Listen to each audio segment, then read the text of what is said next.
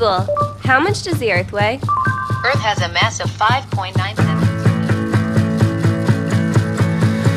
Ask me anything you like, I'll reveal everything. I will treasure the truth. You could know anything. I'm coming down to tell you what I know, to say what's real, to let you know where I have been and how I had to sleep. I need us. You believe you are. Numéro 14. Comme vous avez pu le voir avec cette petite vidéo d'introduction, nous allons parler de Google et de ses nouveaux produits. Comme vous pouvez le voir sur ce carton d'invitation qui date de la semaine dernière, effectivement Google a invité tout le monde à New York le 29 octobre pour une grande présentation sur Android et des nouveaux produits Nexi. Malheureusement, l'ouragan Sandy a fait des siennes et du coup la conférence a été annulée. Mais sans conférence, Google a quand même sorti ses nouveaux produits. Donc nous allons vite passer sur cette gamme et les nouveautés qui ont été annoncées. Donc on peut déjà tout de suite lister que nous avons maintenant 3 nouveaux Nexi, donc un Nexus 4, un Nexus 7, un Nexus 10.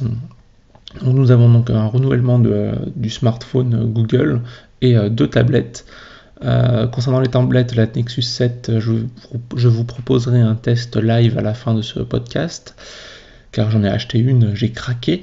Et la Nexus 10, nous allons faire une petite revue rapide dessus aussi, car très peu de journalistes pour l'instant ont pu l'approcher. On n'a pas trop de... Enfin, on a toutes les informations dessus, mais on n'a pas exactement de vrais tests grandeur nature.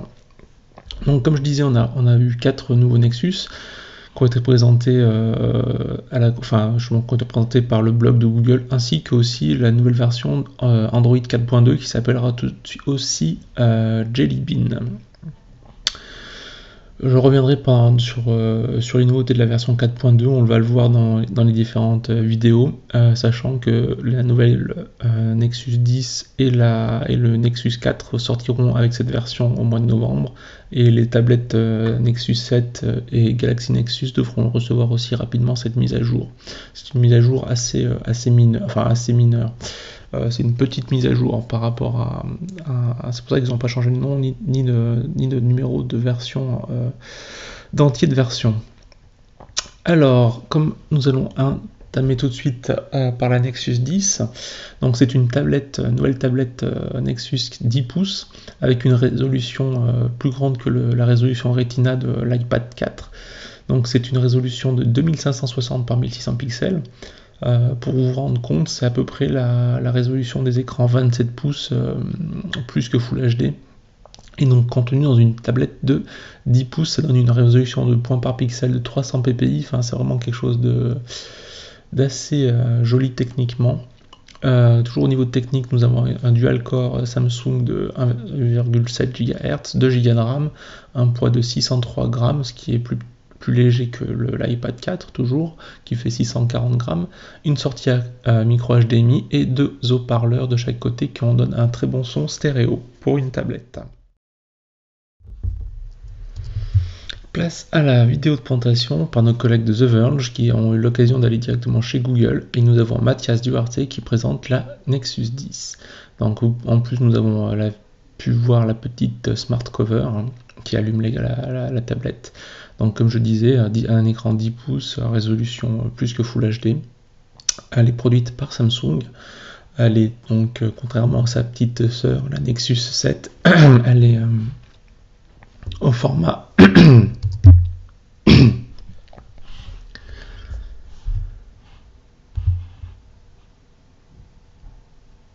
contrairement à sa petite sœur, elle est au format 10 pouces et format paysage. Donc on a le Made by Samsung qui apparaît en bas. C'est un dos un peu plus en plastique, un peu plus lisse, mais il semblerait que la prise en main soit toujours aussi agréable et autant facile. Elle a une bonne tenue en main aussi, on peut la tenir facilement par le coin à une main, ce qui permet quand même une bonne navigation. Le rendu de cette tablette au niveau tactile, comme Mathias Duarte aime le dire, c'est vraiment un produit agréable à prendre en main et qui va offrir une nouvelle dimension à tous les contenus du Play Store. Donc c'était la petite revue pour cette tablette 10 pouces. Après l'interview s'en suivait avec beaucoup de blabla sur le contenu du Play Store, etc. Je vais pas y revenir dessus, je reviendrai un petit peu plus en détail sur mon test de Nexus 7 dans quelques instants, car j'ai 2-3 petites critiques à faire. La seconde chose, c'était donc la présentation du Nexus 4, et pareil, ils en ont toujours profité aussi en étant chez les locaux de chez les The Verge, étant chez les locaux de Google, je m'excuse, je m'emmêle les pinceaux. Ils ont eu le temps de faire un gros tour. Donc le Nexus 4, c'est un écran 4,7 pouces, je vais faire un petit arrêt sur l'image, 4,7 pouces avec une résolution HD, et un processeur Qualcomm S4, donc Pro, en plus que Qualcomm S4 Pro, c'est vraiment le dernier né de la gamme Qualcomm, qui est vraiment intéressant au niveau de termes de performance, parce que c'est un quad-cœur. Donc voilà, le Nexus 4 by LG, donc effectivement Samsung a été pas pris en compte pour cette fois-ci, c'est surtout LG qui a fourni le nouveau téléphone. Donc nous avons aussi une version 4.2, donc ce téléphone tourne sur la version 4.2, et nous avons un nouvel écran de verrouillage. Comme vous pouvez voir, l'écran est quand même verrouillé, mais vous avez accès à certains widgets. Donc en fait, c'est comme si vous avez un Home avant votre Home, c'est un petit peu bizarre. Mais bon, c'est toujours sympathique. On a vu il y avait des logiciels tiers qui permettaient de le faire, et ça avait connu un assez gros succès. Donc vous pouvez aussi toujours redimensionner vos widgets sur ce Home, comme le montre Hugo Barras, chef designer sur Android. Ils ont aussi amélioré les notifications et un petit panneau Quick Setting dans cet onglet notification. Donc on fait sweeper les notifications vers le bas et on a un petit bouton qui permet d'avoir ce Quick Setting, où avec 2 doigts vous pouvez faire afficher le Quick Setting comme il vient de le montrer à la vidéo. Donc ce Nexus 4, donc c'est un écran 4,7 pouces, il est relativement joli, il y a du vert dessus, c'est normal, c'est sur l'écran, et surtout aussi une petite vitre arrière aussi, qui donne un ressenti de solidité et de produit bien plus de meilleure qualité que le Galaxy Nexus qui était complètement en plastique. Par contre, on peut se demander, justement, vu que c'est du verre des deux côtés, comme l'ancien iPhone 4, est-ce qu'il n'est pas plus fragile? Et lors de cette vidéo, on nous explique effectivement que le contour du téléphone est légèrement plus haut, ce qui fait que quand vous le posez à la fois sur la vitre avant ou la vitre arrière, normalement le verre ne touche pas la table. En termes de form factor, vous avez vu, il y avait un Galaxy Nexus juste à côté, il est relativement similaire. Il n'a pas par contre l'écran légèrement incurvé, enfin l'écran n'était pas incurvé sur Galaxy Nexus, c'était la forme de téléphone, mais là il n'est plus du tout incurvé du tout. C'est vraiment un téléphone droit, un peu plus dans le style, on va dire, iPhone-esque de la chose. La prise en main est relativement agréable aussi. Et on voit une seconde nouveauté de Android 4.2, c'est le clavier qui inclut la gesture. Donc vous avez le même fonctionnement que Swipe, si vous connaissez le petit logiciel, mais ça c'est intégré au clavier standard Android. Donc vous pouvez taper lettre par lettre, ou si vous êtes plus à l'aise sur certains Swipe, mixer les deux, donc commencer à taper des mots lettre par lettre, et puis après swiper, c'est vraiment intéressant. Et il explique que nous avons quasiment 95% de réussite sur la prédiction des mots, donc ce qui est quand même relativement important et précis. Donc les tests ont été toujours faits en anglais, on espère que ça sera aussi impressionnant en français, mais Swipe marchant déjà bien en français, je vois pas pourquoi Google n'aurait pas fait mieux. L'appareil photo, c'est un 8 mégapixels, donc c'est vraiment une grosse performance par rapport au Galaxy Nexus, et surtout nous avons un petit accessoire, un petit dock de rechargement sans fil. Donc c'est par induction en fait. Si vous vous rappelez, Mathias Duarte était chez Palm et il avait présenté un truc vraiment similaire à l'époque. Donc là, il a repris son idée de chez Palm, qui est un peu en train de qui est mouru d'ailleurs même, et pour l'appliquer à ce LG Nexus 4. Donc ça vous fait un dock sympathique pour le bureau, et en plus, il recharge. Donc voilà, c'était la présentation du Nexus 4. Nous allons enchaîner tout de suite avec le Nexus 7 32Go que je me suis offert et que je vais vous faire une petite revue détaillée. Donc le Nexus 7 32Go qui est un nouveau modèle qui a été sorti en même temps, qui remplace le 16Go pour le même prix. Et le 16Go est devenu au prix du 8. Le 8 a complètement disparu de la gamme Nexus. Donc comme on peut le voir sur cette petite vidéo faite par moi-même, la boîte est relativement simple, hein. Ça contient la tablette et le chargeur avec le cordon amovible, le cordon USB amovible qui fait aussi office de câble data. Donc la Nexus 7, vous la connaissez un petit peu, je pense, depuis le temps. Elle a son petit dos en simili-cuir qui est vraiment agréable à prendre en main. C'est une tablette 7 pouces, donc assez maniable, on va dire. Pour l'instant, elle est toujours sur la version Android 4.1.2, comme vous pouvez le voir, donc avec le petit raccourci Google Now quand vous déloquez. L'écran, c'est un écran Full HD. Moi j'ai été étonné par la prise en main, justement à une main. On peut vraiment la tenir en main et surfer facilement. Justement les bords étant assez larges, on peut naviguer. Enfin bon, là j'ai un peu de peine parce que je tiens mon smartphone pour filmer et en même temps j'essaye de me faire des manipulations sur la Nexus 7. Je n'y arrive pas. Si je la pose, ça va beaucoup mieux. Au niveau des applications, elle est livrée donc avec toute la suite Google de base. Vous pouvez ajouter facilement toutes vos applications préférées, style Twitter, par le Play Store. Donc on voit que Twitter n'a malheureusement pas une application dédiée au format tablette. La barre de notification ne prend pas tout l'écran, contrairement à un smartphone. Vous avez la fonctionnalité pour bloquer la rotation. Donc c'est un blocage software, contrairement à l'iPad qui lui a un bouton physique pour bloquer le mode de rotation ou pas. Donc voilà, là on voit que hop, dès qu'on débloque le bouton de rotation, la tablette peut passer en mode paysage. Donc et voilà, la grille s'affiche différemment en mode paysage, il n'y a rien de bien extraordinaire. On se retrouve sur le format 16/9 classique. Donc les applications tiennent en compte, certaines applications tiennent en compte de ce format. Donc on voit que Google Plus affiche plus ou moins de tuiles suivant les modes. Là je tremble, excusez-moi. On voit que le calendrier aussi a été optimisé pour ce format 7 pouces, hein. Donc on a la colonne des événements plus le reste. Gmail aussi avec les libellés plus vos emails d'un côté, et donc scrollable. C'est pas mal. Le zoom n'est pas encore actif, hein. Il est actif dans les emails Gmail uniquement dans la version 4.2. Donc vous avez la galerie qui est là aussi. Vous avez qu'est-ce que je voulais vous montrer? Vous avez toutes vos applications. Vous avez Astrid que j'utilise assez intensément, qui lui aussi tient en compte en mode de colonne de ce format là. Donc vous avez 5 bureaux de base, hein.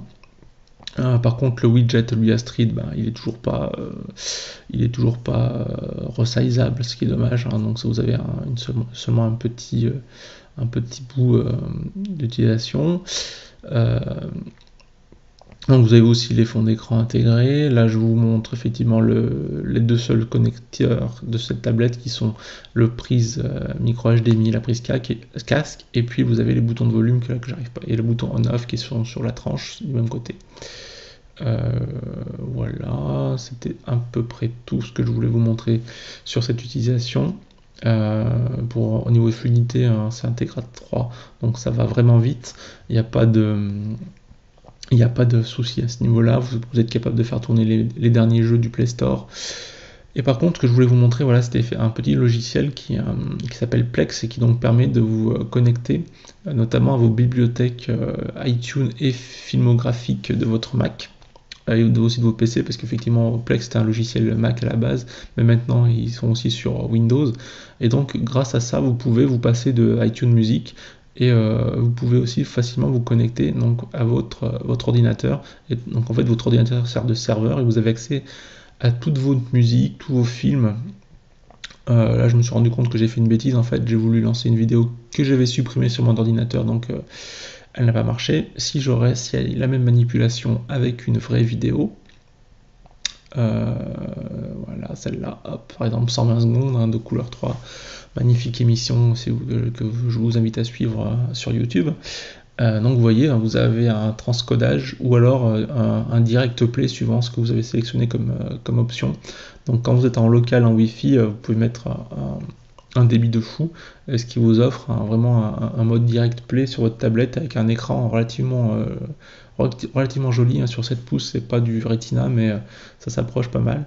Ce que je voulais vous montrer aussi, c'est que c'est complètement compatible avec iTunes, donc il récupère à la fois tout votre rangement iTunes et vos playlists, et vous pouvez naviguer dans votre iTunes sans passer par Google Music, ce qui est donc complètement agréable quand vous êtes dans la même pièce que votre iTunes, enfin sur le même réseau Wi-Fi que votre iTunes.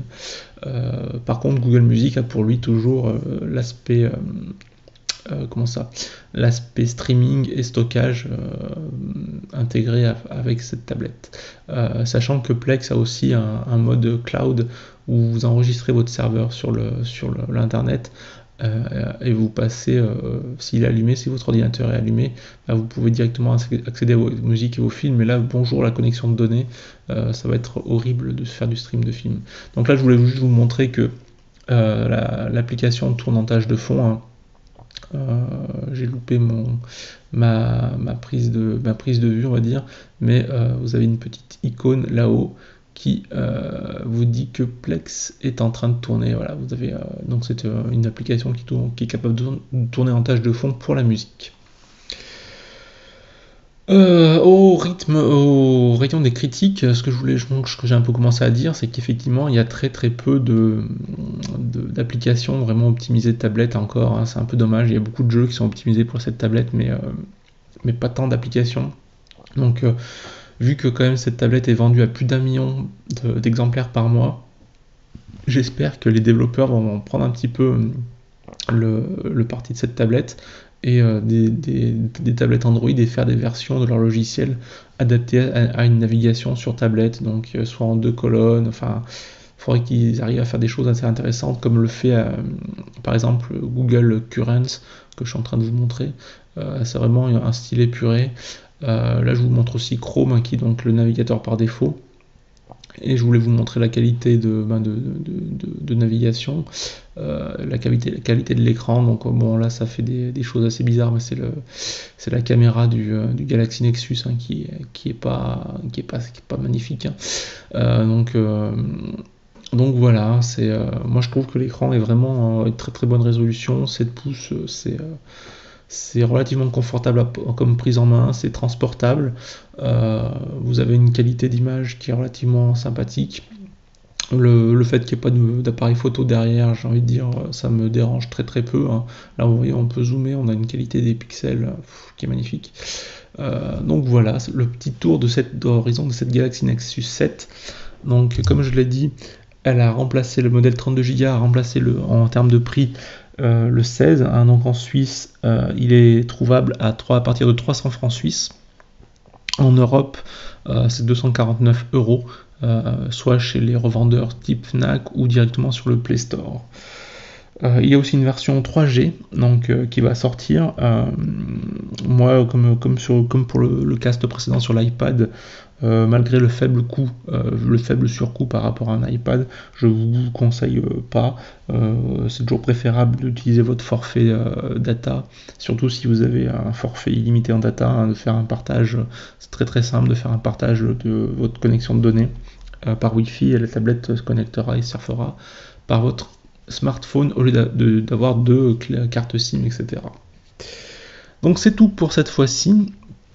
L'actualité a été chargée aussi au niveau de fin octobre par rapport à Windows, qui a sorti une version de Windows Phone 8 et de Windows 8. J'espère avoir le temps de vous faire un petit cast dessus très rapidement. Merci de m'avoir suivi et un bon week-end. À tout bientôt pour une prochaine émission.